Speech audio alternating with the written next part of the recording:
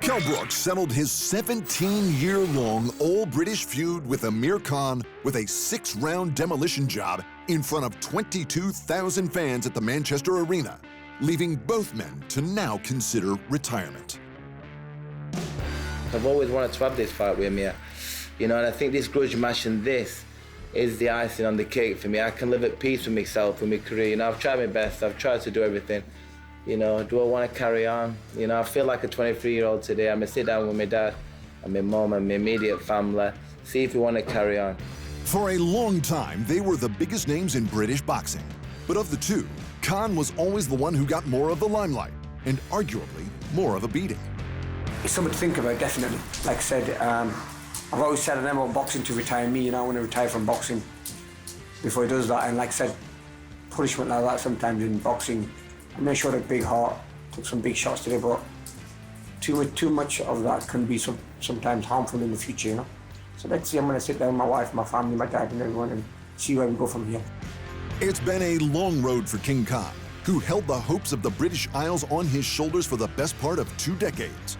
But Brook finally got his man, and he got him in a big way. The two have been bitter rivals since sparring in their amateur days, and while this was the first time they met in the ring, they've been competing for success and respect ever since. Khan won a silver medal for Team Great Britain at the 2004 Olympic Games when he was just 17, and turned pro soon after. By 2011, he was in the States and unified the junior welterweight title.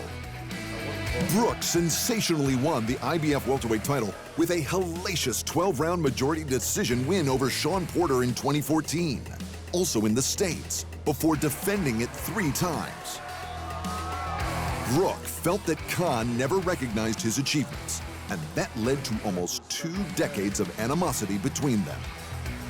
I've always acknowledged his achievements in boxing. The respect's always been anyone what gets in, goes overseas, win a world title, or always becomes a world champion. The respect's there, but he's never given me that same respect. And I'm not going to give you an handshake when I'm training to punch you in the face. I don't want to get friendly with you and shake your hand. I'll shake your hand after the fight. If you stand and give the fans a good fight, I will give you. But if you just go out and get chinned, then I don't think I'll probably shake your hand then. I'm worried about Kell's health after the beating I'm going to be giving him come this fight night. I mean, look, I think the beating he's going to get is something that he's never had before, and all the talking he's been doing as well. We are gonna definitely put him in his place because it's been a very long time. I mean, like 10 years it's been going on for. So this is my time now to put him in his place. And one thing I want to say as well, another thing, I think Kell's always been very obsessed with my career. He's been like a fanboy, which is the honest truth. If Kell was obsessed with Khan's career, it paid off. Special K was reading Khan like an open book and timed his punches to perfection, dominating from start to the brutal finish of what could have been the biggest and last fight of their careers, leaving Khan to wonder what's next. I've done more than I ever expected. What I've done in boxing. I mean, at the age of 17, maybe I peaked too early in my career. At 17, I was in the Olympics. I won the world title at 21, 22. So I'm 35 now. I've been in the game a very long time. Oh man, now I want to spend time with my kids, my family. What a career. I want to enjoy the money, man. I mean, I never enjoy myself. Honestly, look. At 35 years of age, Khan is clearly on the final leg of his boxing career, especially as his last 2 shots at a title ended in brutal knockouts from Terence Crawford, and before that, Canelo Alvarez. Also at the age of 35, Brook's options are marginally brighter, but they may be limited by the bottleneck of talent at the top of the welterweight division, as well as his record against the 2 big-name champs. Brook lost the IBF title to the WBC champ Errol Spence Jr. back in 2017. And with Spence scheduled to face the WBA champ Yordenis Ugas in April of this year, a rematch anytime soon is unlikely. And Brook's previous fight before Khan was a 4-round annihilation by the WBO champ Terence Crawford. But for Brook, the only fight that matters will be this one. And that could be what's important. I'll be remembered for this fight, you know, forever. No one's bothered this. That was my 43rd fight. Nobody will remember the 42 fights. They'll just remember the fight against Amir Khan, you know. So I'm so happy that I put that work in and got the victory, you know. And I'm no disrespect to Amir, you know. It felt so easy for me in there. As for their rivalry, one of the bitterest and longest running in the history of boxing, only time will tell. We have rivalries, but like I said, sometimes after a punch-up, you can be friends. On the same night, Natasha Jonas picked up the biggest win of her career.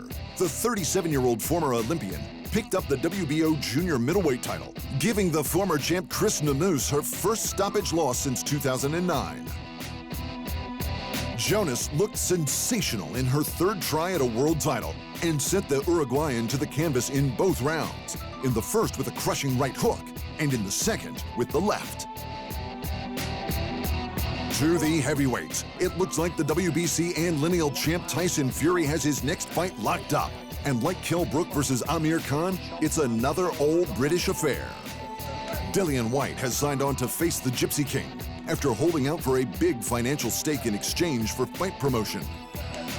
It's not the fight the world wanted, a showdown between Fury and the unified champion Alexander Usyk for the crowning of the first undisputed champion since Lennox Lewis back in 1999.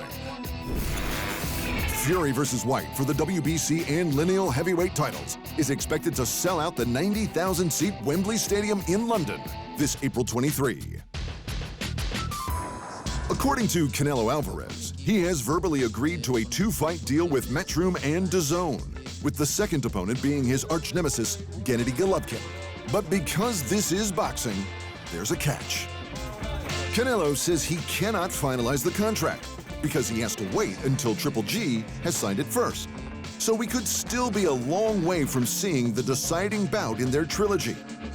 If Triple G doesn't sign though, PBC has reportedly offered Canelo a $45 million one-fight deal to defend his undisputed super middleweight title against their man, Jermall Charlo. So financially speaking, Canelo is set to win either way. And the unified lightweight champ George Kambosos looks to be headed home for his first defense. Kambosos' next fight is set for June 5th at Marvel Stadium in Melbourne, Australia, with the former champ Vasyl Lomachenko stepping up as his most likely opponent. Thanks for watching, and remember, if you want more fight sports in your life, just hit the subscribe button.